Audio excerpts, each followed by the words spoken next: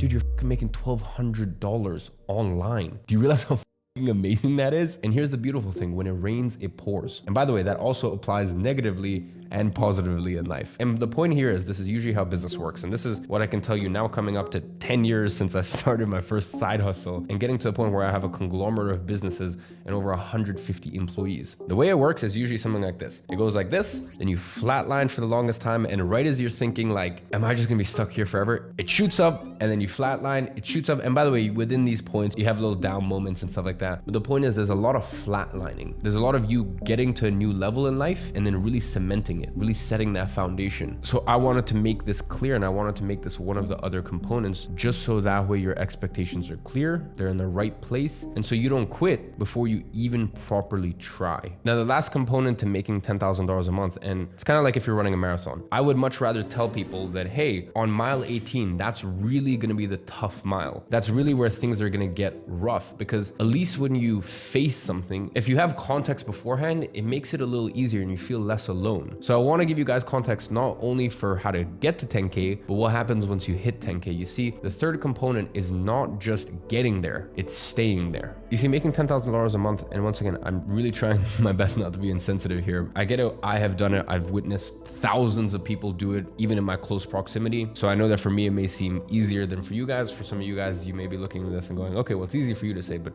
trust me, you'll understand in due time. Making $10,000 a month is the easy part. Continuing to make $10,000 a month, that's where it gets difficult, and also keeping that money and then multiplying it, growing your wealth over time. And rather than acting like some new money idiots, learn from old money. Even in my situation, even though I am new money, I knew from day one that I would make it, but I always promised myself that I would study old money to understand how to actually keep it and multiply my wealth. So the third component of making $10,000 a month is understanding that once you get there, you're not done. That is actually simply just the beginning. Now it is time to cement your place, have that as a baseline. And the crazy thing is, we all have financial baselines. You know, for me, I remember when my baseline was $1,000 a month. And this is around 6 years ago. I was still in school at this point. And that doesn't mean what you're trying to make, what you're aiming to make. It just means if you go below that point, it will keep you up. You're like, this, it doesn't match your identity. You're like, this isn't me. And I remember when I went from $1,000 and then went to $5,000 and then went to $10,000. And listen, since then, I've been very blessed to have an amazing career, and it's gone up to $100,000 a month, and now $1 million a month. And you know, God willing, at some point it'll be a few $1 million a month, and that'll be my absolute baseline. I can't even conceive a reality where it's less than that. So the point I'm trying to make is,